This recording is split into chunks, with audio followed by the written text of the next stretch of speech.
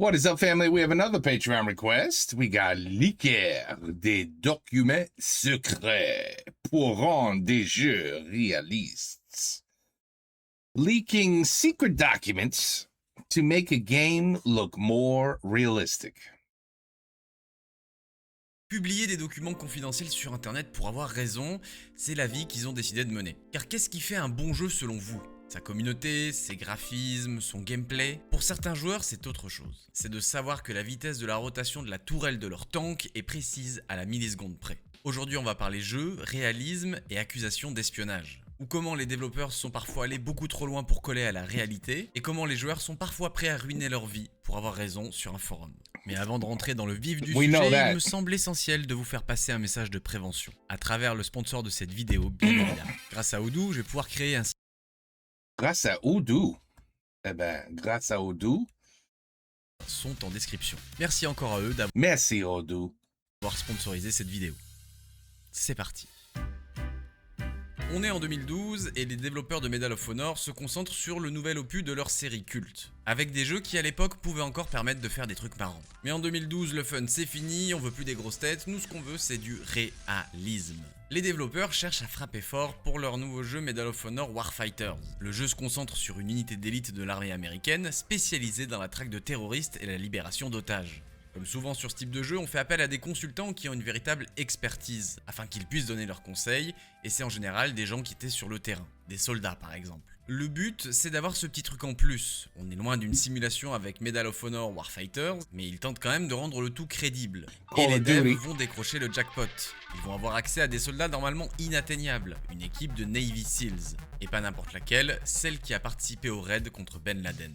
Les soldats leur expliquent les tactiques employées, les équipements avancés qu'ils utilisent au quotidien, bref, un petit peu toute leur histoire, que des trucs normalement confidentiels qu'ils n'ont pas le droit de divulguer. Et pire, les soldats n'ont jamais prévenu leur hiérarchie qu'ils allaient faire ce deal avec Electronic Arts. Ils ont simplement pris leur chèque en se disant qu'il n'y aurait pas de problème avec... Oh, non, non, non, ça c'est beaucoup de problèmes. Clairement. Alors l'affaire est floue, on sait pas vraiment ce qui a été gardé, divulgué, etc. Mais 7 membres des Navy Seals ont reçu une lettre de réprimande et ils se sont fait suspendre leur paye pendant 2 mois. Concrètement, ça a dû bien ruiner toute chance de progression au sein de l'armée. Et c'est dommage car Electronic Arts était très fier de ce partenariat. Mais sans les grosses têtes, vraiment, est-ce que ça avait un intérêt de toute façon ?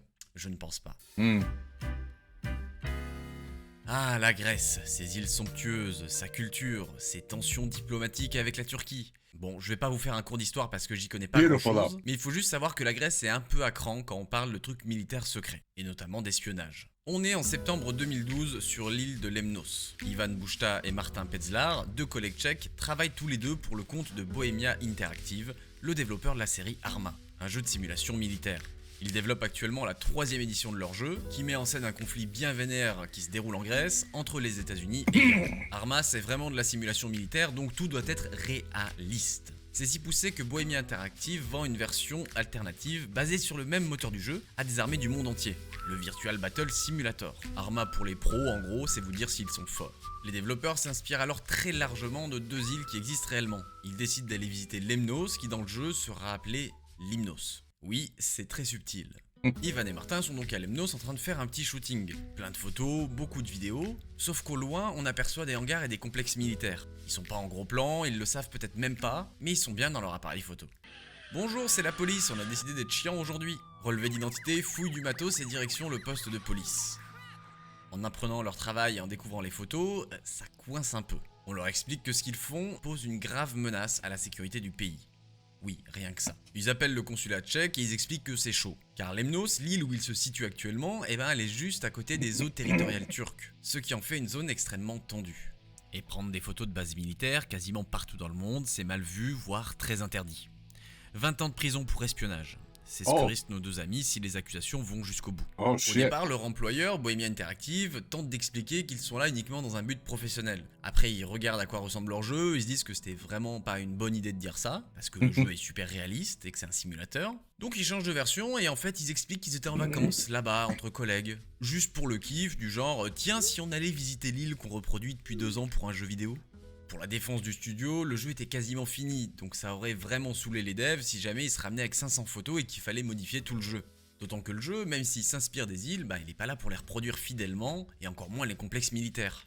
Bohémia tente le tout pour le tout, les joueurs et la société relaient des pétitions et des messages en masse pour essayer de faire bouger les autorités grecques. Even to his friend and went all the way to Greece, but now they're stuck in jail cell when... D'ailleurs, la République tchèque, leur pays d'origine, les soutient ouvertement. Le ministre des Affaires étrangères trouve d'ailleurs les mots justes pour les aider. Karel Schwarzenberg avait alors qualifié le comportement des deux hommes, je cite, de stupidité sans nom. J'espère que les autorités grecques comprendront qu'ils n'ont pas affaire à des espions, mais à des imbéciles. Bizarrement...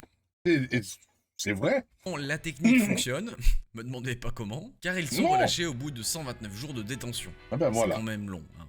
Le 17 janvier 2013, ils rentrent chez eux pour de bon, en République tchèque. Un nouveau procès devait d'ailleurs se tenir en Grèce, mais il n'y a pas eu de nouvelles, donc on pense que c'est passé sous les radars et que tout s'est bien passé pour eux. Ils ont dû comprendre qu'effectivement, ils n'étaient pas là pour de l'espionnage. Mais pour éviter tout risque de confusion, Bohémia Interactive a eu la bonne idée de changer le nom de son île fictive en Altis, qui est quand même un peu plus différent du nom de l'île qui copie. Le jeu sortira en septembre 2013 sans encombre, pour le plus grand bonheur des joueurs. Never played it. Le 19 juin 2019, Oleg Tichenko est en pleine rave party en Géorgie.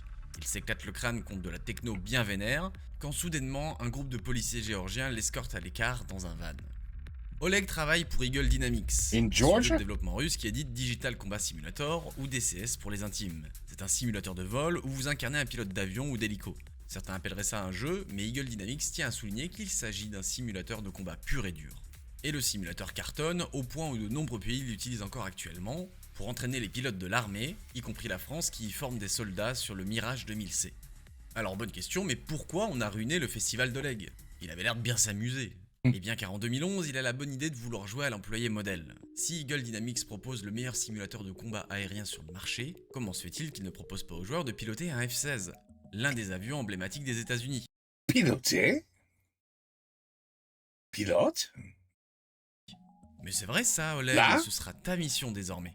C'est donc lui qui est chargé de faire les recherches nécessaires pour intégrer le mythique F-16 dans le jeu. Le problème, c'est que avion de chasse égale information confidentielle. Se présentent alors à lui 3 solutions évidentes. Eagle Dynamics signe des accords très stricts et scrutés à la loupe avec les constructeurs, ou bien il s'appuie sur les données publiques, ou alors il laisse Oleg acheter un manuel du F-16 sur eBay.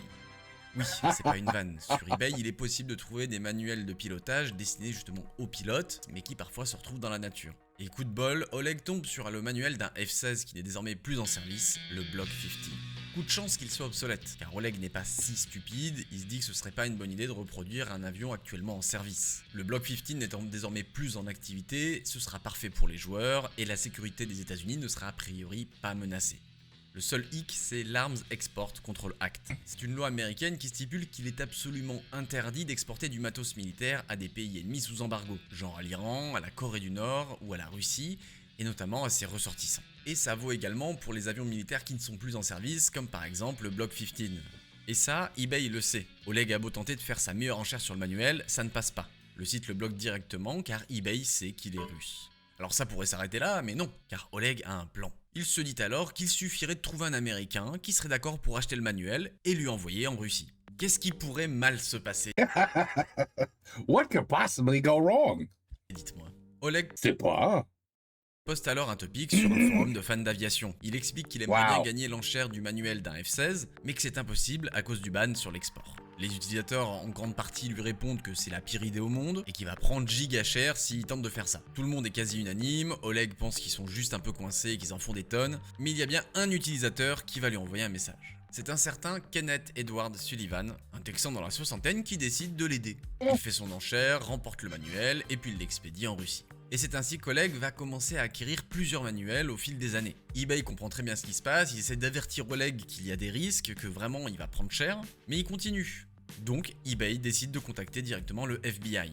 5 ans plus tard, en 2016, Oleg reçoit une notification d'un utilisateur qui lui propose de nouveaux manuels. Mais cette fois, c'est pas des manuels déclassifiés. Des véritables manuels d'avions confidentiels encore en service, comme le F-35, le F-22, le mec a tout le catalogue jusqu'à l'étoile de la mort. Donc si ça intéresse, ils peuvent se rencontrer dans un autre pays pour échanger les documents. Bon là, notre ami Oleg, il est pas stupide, on vous l'a dit, et il se dit que ça sent l'arnaque à plein nez. Il refuse d'aller plus loin, et effectivement, ce mec-là, c'était un agent undercover du FBI. L'agence fédérale est sur ses côtes, mais ils ne peuvent pas l'extrader depuis la Russie, parce que la Russie refuse de livrer ses ressortissants. C'était donc un peu globalement le seul plan du FBI pour essayer de le faire sortir du pays. Mais nous revoilà 3 ans plus tard, avec Oleg en plein festival, qui vient de se faire interpeller. Et pour rappel, il est en Géorgie, et la Géorgie, elle a aucun problème à coopérer avec les États-Unis. Après quelques mois de détention sur place, ils autorisent son extradition vers les US. Là-bas, il risque plus de 10 ans de prison. Conspiration contre les États-Unis, contournement du ban sur les exports militaires, bref, que des trucs cool. Et pour ne rien arranger, son employeur le lâche officiellement dans un poste sur un forum. Alors oui, Oleg travaille bien pour eux, mais jamais ils ont demandé à Oleg d'acheter des manuels d'avion sur eBay.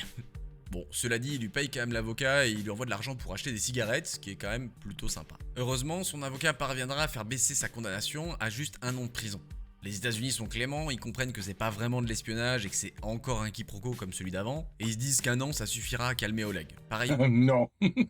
pour son complice texan qui lui s'en sortira avec une tape sur les doigts. D'ailleurs, le DLC sur le F-16 sortira la même année. Les gens ont visiblement bien aimé, et depuis, Oleg est de retour en Russie, où il travaille toujours pour la même boîte, et il a quand même un peu calmé sa passion pour l'achat de manuels, notamment ceux interdits à l'export. War Thunder est un jeu qui a été suffisamment sponsorisé sur YouTube pour ne pas le connaître. Mais pour la faire courte, War Thunder c'est un jeu de guerre où vous pouvez combattre d'autres joueurs en tank, en hélico, en bateau ou en avion. Et il y a un mode réaliste qui, comme son nom l'indique, vise à être réaliste. Pour ça, eux aussi s'appuient sur des documents publics pour coller au mieux à la réalité. Mais sur les forums, le moindre détail technique, aussi subtil soit-il, suffit à déclencher des guerres, avec des posts dépassant les centaines de pages de réponses. Et dans le lot, il y a évidemment des soldats qui connaissent très bien leur machine. Évidemment, ils n'ont rien le droit de dire, en général, ils laissent les civils s'écharper entre eux. Enfin, ça, c'est dans un monde bien fait. Dans la réalité, certains pètent un plomb et décident de participer aussi au débat. Et quand on leur demande une source, eh bien en général ils n'ont pas d'autre choix que de donner des documents secrets ou des photos, ce que vous voulez, mais qui prouvent qu'ils ont bien raison. Wow. Le 14 juillet 2021, un utilisateur du nom de Fearnote déclare être commandant de régiment de tanks dans l'armée anglaise. Et il les connaît donc sur le bout des doigts dans la vraie vie, ces tanks. Quand il y a la moindre discussion sur des tanks anglais, c'est en général lui qu'on appelle pour faire l'arbitre. Sauf que ce jour-là, Fearnote est en colère. Pourquoi ? Parce que le léger creux qui sépare la tourelle du blindage du char Challenger 2, oui là juste sous le canon, eh ben elle serait pas de la taille exacte dans le jeu. D'ailleurs le blindage de ce char est même renforcé dans la vraie vie, donc il faudrait le buff dans le jeu, sinon à quoi bon jouer à un jeu réaliste ? Wow, give me a break, man. Talk about nitpicking. On parle de quelque chose d'extrêmement précis, qu'aucun autre joueur n'aurait pu savoir ou même découvrir. Mais pour Fearnote et pour d'autres utilisateurs, c'est exactement ce genre de détail qui compte. C'est ce genre de débat qui anime les forums, et c'est ce qui leur plaît. Source, s'écrient les autres forumers. Fearnote est bloqué. Il sait qu'il a raison, mais il n'y a aucun document dans le domaine public qui peut prouver ses dires. Il le sait car il connaît juste son char. Dans un monde normal, l'échange se serait arrêté là. Dans le monde du forum de War Thunder, Fearnote met évidemment en ligne des documents. Un PDF qui montre les plans du Challenger 2 et notamment la petite pièce de blindage dont il parle. Il poste aussi des photos de la pièce en train d'être changée pendant une opération de routine, juste dans le doute. Le forum s'incline, Fearnote avait raison et il gagne donc un point internet. Alors il y a beau avoir un gros tampon déclassifié sur le haut du document, il y a pas mal d'utilisateurs qui trouvent ça bizarre. Donc il signale le post et ça arrive directement chez Voilà, report the post, right back to the FBI probably. les modos qui dégagent le post. Les développeurs de War Thunder, ils sont super prudents à ce sujet et directement ils virent s'ils savent pas si c'est confidentiel. Ils décident de contacter le ministère de la Défense britannique pour savoir s'il n'y a pas eu un gigantesque leak sur leur forum. Si, c'est confidentiel, répondent les Anglais.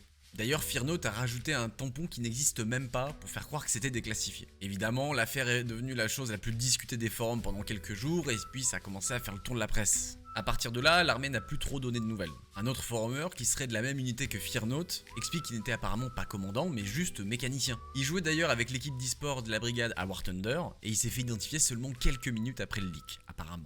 Impossible de savoir ce qu'ont été les sanctions contre lui, mais il a renommé son profil, supprimé son historique, bref, il se fait discret. Et questionné sur l'affaire, un membre officiel du service presse de l'armée britannique a tenu cette magnifique réponse. J'ai passé beaucoup de temps dans cette décharge remplie de geeks que vous appelez forum. Et je confirme que les documents ont bien été retirés. Nous voilà 3 mois plus tard.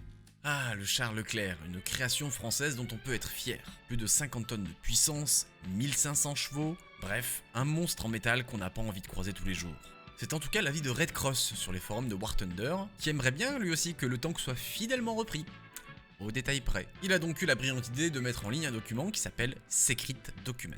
Quand on appelle les fichiers comme ça, c'est facile à retrouver sur l'ordi, je suis d'accord avec lui. C'était simplement un manuel de tireur du Charles Leclerc. Alors il a fait tout ça dans un but bien précis évidemment, prouver que la vitesse de rotation de la tourelle, elle n'était pas bonne dans le jeu. Il a fallu environ 11 secondes à la tourelle pour effectuer un tour complet. Dans le doute, les modérateurs ont tout dégagé, les pauvres ils ont des sueurs froides tous les jours. D'ailleurs War Thunder est obligé de réagir à force parce que ça commence à faire des leaks un peu trop souvent. Et on ne sait pas ce qui s'est passé ensuite, ni ce qu'il est devenu de Red Cross, en tout cas il n'a jamais remis les pieds sur le forum. Alors à sa décharge, l'info elle n'était pas non plus giga secrète. En cherchant un peu, on tombe sur des vidéos de Charles Leclerc qui font une rotation de la tourelle, et oui, ça dure 11 secondes, bien vu. Mais avec la documentation, on avait alors la confirmation que c'était bien la vitesse maximale de rotation. Et peut-être d'autres choses, ça on ne sait pas car tout a disparu, et que je ne veux pas donner d'infos confidentielles. Ne m'attaquez pas. Voici le DTC 10125 Tungsten Penetrator. Un nom un peu compliqué pour un sextoy, c'est pour ça que c'est un obus chinois. That would be a very... Let's just take a look.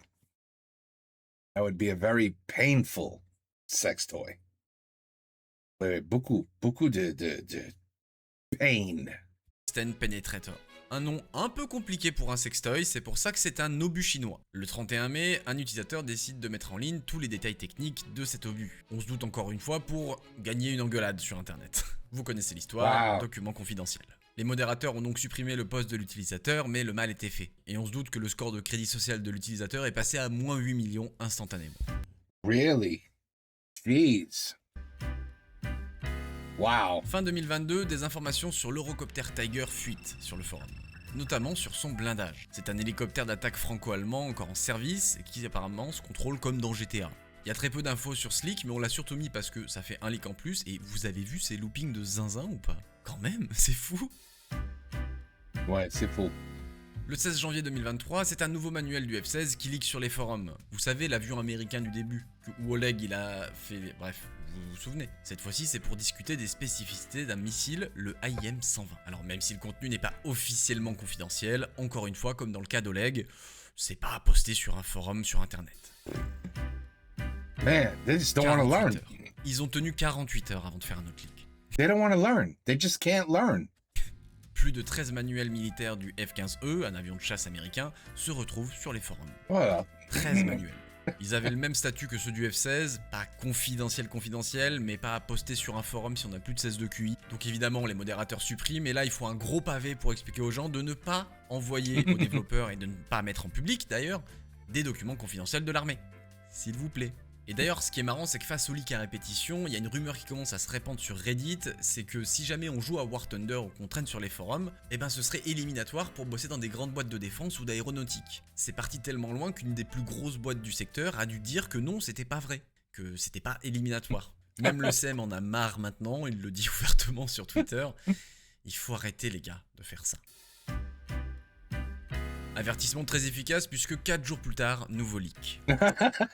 C'est fou. Cette fois-ci, on serait sur de la documentation d'un avion russe, le Su-57, mis en ligne par un certain ZVO 12 inch, ce qu'on pourrait traduire par ZVO 30 cm pour vous situer à peu près. Il a des informations sur ses capacités de camouflage, et il poste aussi de la doc sur un radar du MiG-29, un autre avion russe. Si l'utilisateur prétend que tout est déclassifié, évidemment la modération a tout supprimé rapidement, et pleuré un bon coup. Oui, désolé, on avait fini d'écrire la vidéo, mais 8 jours plus tard, il y a eu un nouveau leak, donc on le rajoute. Cette fois-ci, ça concerne un avion chinois encore en service, qui commence à se faire un peu vieux, le J-8B, et c'est donc un utilisateur chinois qui a posté des documents avec un gros tampon confidentiel une fois de plus. Alors c'est dur de dire si c'est vraiment confidentiel, mais dans tous les cas, c'est juste un running gag à ce niveau, et ils s'arrêteront jamais. Alors évidemment, il faut relativiser, rien de trop sensible n'est sorti jusque-là, du moins c'est ce qu'on pense. On parle de détails minimes, ou de documents qui devaient déjà être connus par la majorité des services de renseignement du monde entier. Donc si vous vous posiez vraiment encore la question de est-ce qu'ils veulent améliorer leur jeu, ou est-ce qu'ils veulent flex un peu sur internet et avoir raison, je vous laisse deviner. Après bon, les développeurs ils forcent un peu aussi. Voilà, j'espère que ça vous a plu. On a un Discord, un Tipeee, un Utip, un Twitter. You know, I never even thought of that when I'm playing Call of Duty or any war game where you're in a tank or in a jet fighter. You never even think of shit like that. How realistic is this game? It's not that realistic at all. I've been in a real plane And that button over there should be 3 milli-inches. Is that a word? Should be, let's just say, that button, the on button, to turn the engines on, should be 3 centimeters to the left. Because it's not 3 centimeters to the left, this game's not realistic. I mean, come on. Vraiment. Cochon. Give me a break. It's a game. You can't expect it to be exactly the same as a real jet fighter.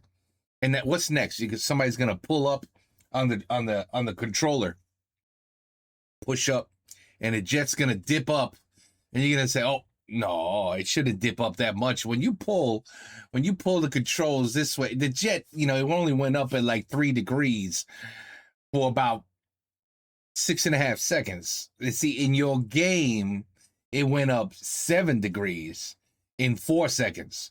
That is not realistic. I mean, come on. I bet. Let people make the game, for Christ's sakes, and have fun and just play it. Just play the game and enjoy it. Oh là là. Un Instagram, un TikTok, on fait des vidéos dessus. On a des vidéos sur l'espionnage encore plus sympas que celle-là, donc on vous invite à aller les voir. Merci beaucoup. Bisous. Salut. Yeah, salut. I have a feeling I've seen him before. I can't quite place my finger on it, but I have a feeling I've seen him before. Somebody might have sent me a video in the past. But anyway, voilà. To do with what you will with this information. I mean, for me, it's a little ridiculous, but all this to win an argument in a forum. I mean, come on. And why even bring it up? You know what I mean? It shouldn't even have been brought up. Oh, that tank, it's at least 2.5 inches too low to the ground. It's not realistic at all, because I drove that tank for real. Of course, everybody's gonna say, "Get the hell out! You full of shit." Now I have to prove it. I got to show them a picture of me in the army riding this tank, and then I'm gonna post it, and I'm gonna prove I'm right. Pense un peu. Juste un peu. Come on. Anyway, good stuff, good information. Ridiculous. Man, I believe it. I 100% believe it's crazy. And again, I would have never thought of that. Holy shit, I just posted a document where I kind of just gave away how our jet fighters, what they could do and what they can't do. No one would think of that. That's not the intent. You know what I mean? Hey, we just gave Russia a heads up. What? No, it was just playing a game. It's just a game. We're not really giving Russia. Oh, we are? Well, shit. I didn't even think of that. You're right. I might have. Bon, let's move on to the next one. Take care. Peace. And the game didn't look that great, to be honest with you. Although, this was a long time ago, maybe. But man, the Call of Duty games, they impress. They impress. Actually, there's a whole bunch of war games that impress. I haven't played a good war game in a long time, because I don't have time to do anything. Et voilà. Move on to the next one. Take care. Peace out. À la prochaine.